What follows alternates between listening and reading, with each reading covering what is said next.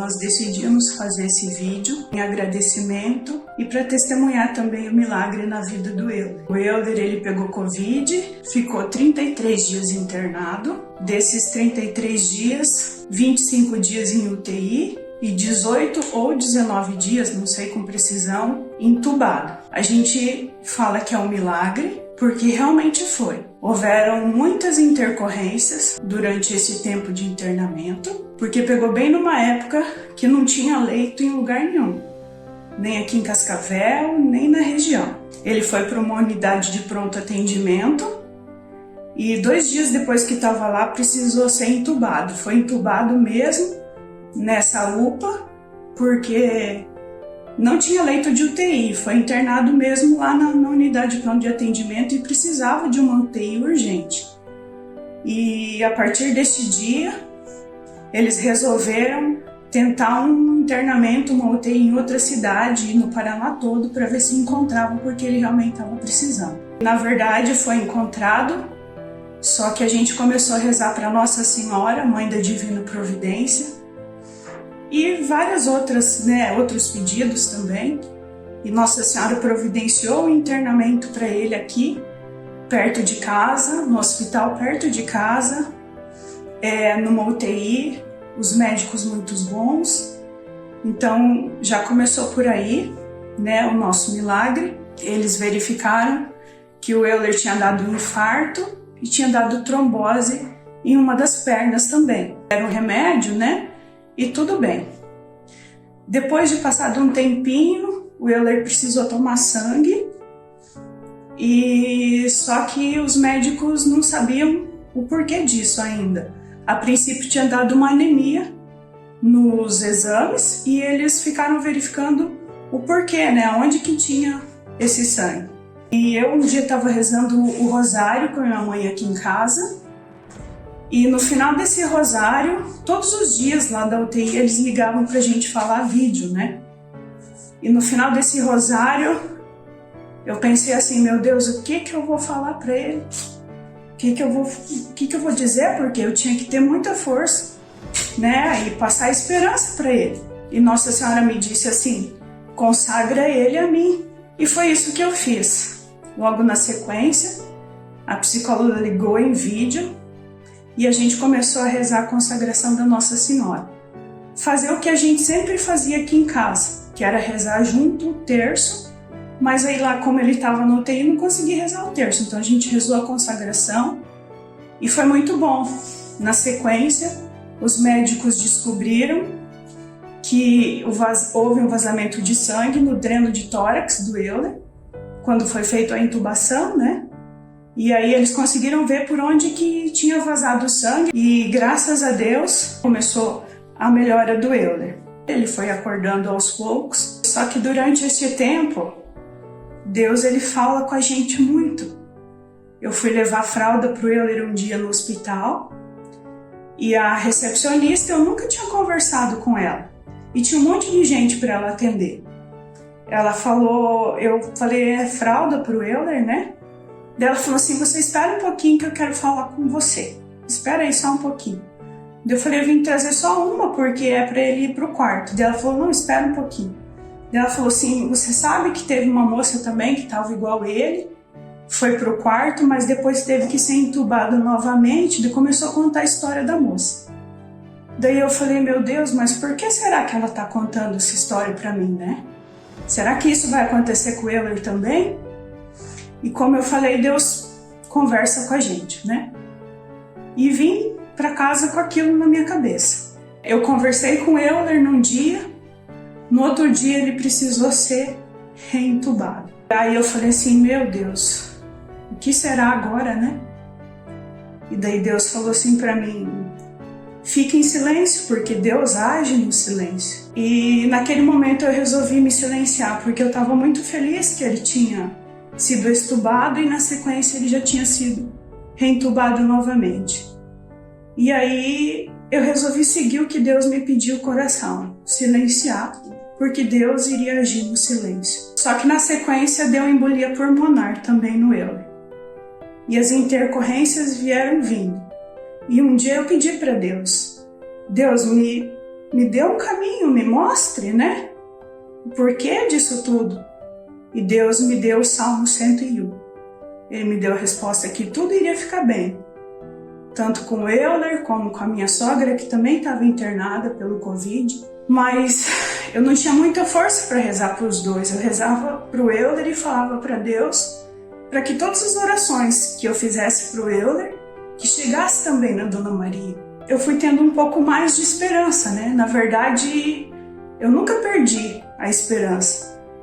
Muitas pessoas falavam assim, mas até eu me perguntei muitas vezes, né? Vocês rezam tanto, vocês vão tanto na igreja, vocês rezam todo dia, por que disso tudo, né? Talvez com vocês. Eu creio que essa doença, esse Covid, ela veio como provação na nossa vida. Né? Muitas pessoas passam por isso também, e também para a gente estar testemunhando aqui em forma de agradecimento a Deus, para que as outras pessoas se voltem a Deus, porque o nosso caminho é o céu. A nossa vida não é desse mundo. A gente não tem controle de nada, que quem tem controle da nossa vida é só Deus. A gente tem que ter mais amor, mais carinho, mais empatia. Né? A gente tem que se voltar um pouco mais para o lado humano das situações e não tanto para o lado material. Então isso Deus me falou muito forte. Eu sou uma pessoa que gosta de controlar muitas coisas, eu gosto de ter o controle de todas as situações que acontecem comigo. É a minha personalidade.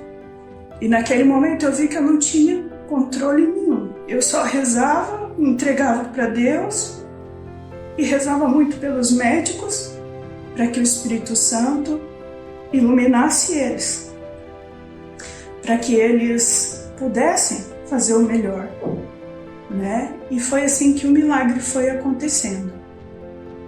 O Euler foi tirado o sedativo dele, foi estubado, ficou um pouco mais sonolento do que na primeira vez, mas foi se recuperando. Estava um pouco agitado, mas foi se recuperando. Quando a gente foi para o quarto, a gente ficou uma semana, eu fiquei com ele uma semana no quarto. O Euler veio num estado assim, deplorável, muito difícil de ver ele naquela situação, muito, muito difícil. Tanto que eu não registrei tantas fotos, eu não tirei muito, porque eu não queria que ninguém visse ele daquela forma. Mas Deus é maior, né? Ele veio na segunda noite. A segunda e terceira noite ele ficava muito agitado, como se tivesse uns ataques epiléticos assim, sabe? E eu fiquei muito preocupado com aquilo. Um dia estava passando a missa na TV na hora da Eucaristia e ele estava com aquela tremeção. Daí eu falei para ele, Euler, olha na TV e tá no momento da Eucaristia, vamos pedir para que Jesus cure você dessa tremeção, porque eu creio. Eu acredito que Jesus tem poder, porque Ele nunca faz o milagre pela metade. E a gente olhou para Jesus Eucarístico na TV e eu pedi para Ele. Nós pedimos, né? E daquele momento em diante o Euler não tremeu mais. Não teve mais aquele tremor. Então assim, foram acontecendo milagres. Né? E aí eu comecei a rezar para Santo Expedito, para que Santo Expedito não deixasse nenhuma sequela no Euler, né? Que ele viesse para casa sem nenhuma sequela. E foi isso que aconteceu. Hoje o Euler está há um mês em casa, 35 dias, mais ou menos, e ele está aqui, do meu lado, são, sem nenhuma sequela. Né? Hoje já conseguiu ir na igreja, o padre já fez uma visita aqui em casa, ele já se confessou, ele já comungou. Então assim, hoje estamos nós aqui para dar o nosso testemunho de que Deus faz milagres na nossa vida. E feliz daquele que acredita e que busca Deus sem ter que acontecer esses milagres, sem ver esses milagres. esse tempo que eu tive internado na UTI, foi bem difícil. Eu tive algumas visões muito reais na minha vida. Eu enxergava o meu corpo, coisa que eu acreditava que... Eu ficava me questionando. Muita gente dá relatos sobre essas questões de quando estão internados na UTI, que enxergam o corpo, que vivenciam alguns milagres. E eu estava na UTI, vi o meu corpo, eu via os médicos fazendo procedimentos em mim, no meu corpo.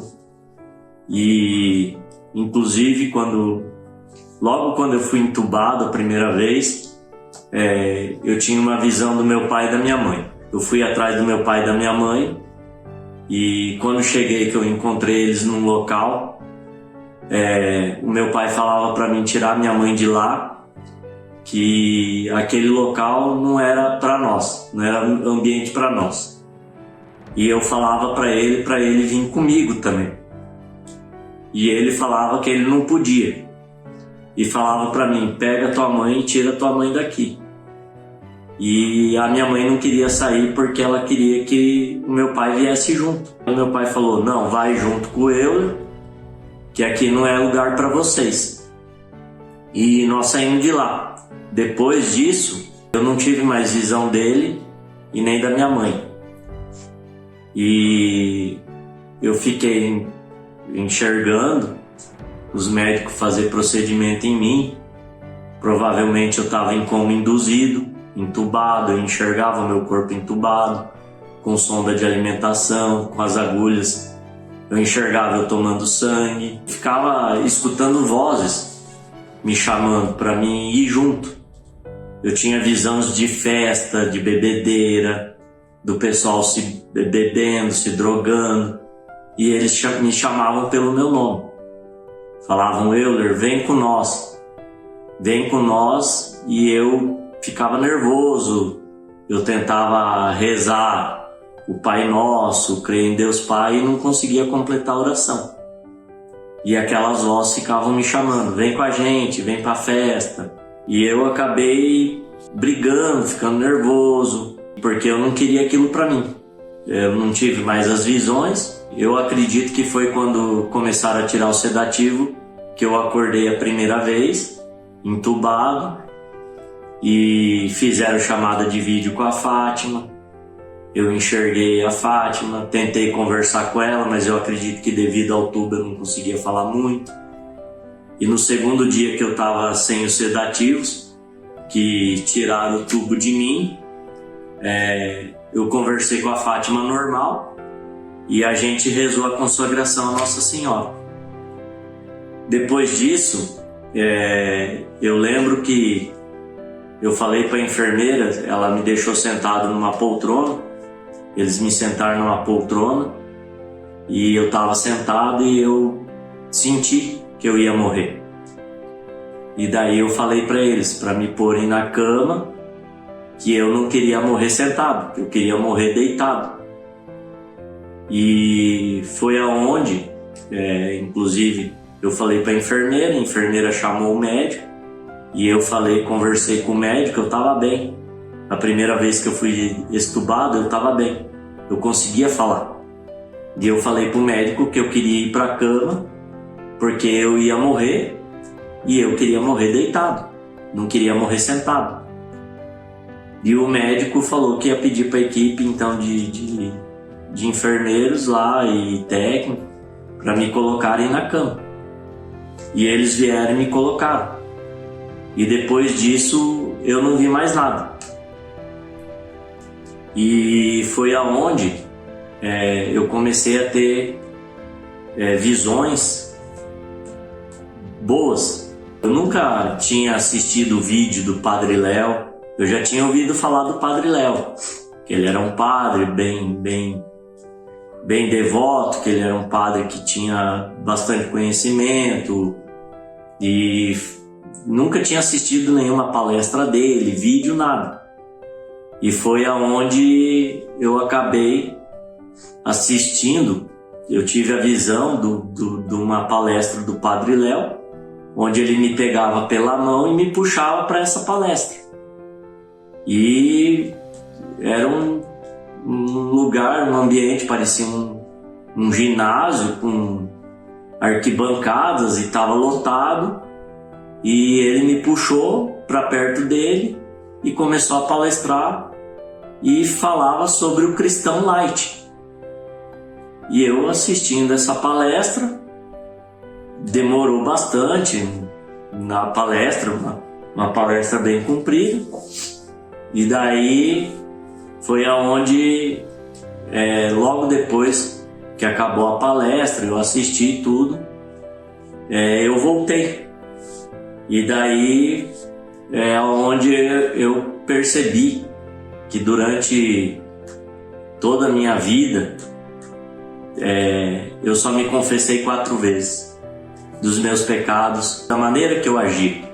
E eu nunca tinha havido pedido perdão por alguns pecados que eu cometi. Por isso, da primeira vez, eu vendo aquelas vozes, festas, droga, bebedeira, e aquilo então veio na minha cabeça que era o demônio me chamando. Que quem veio me buscar não foi Deus, foi o demônio.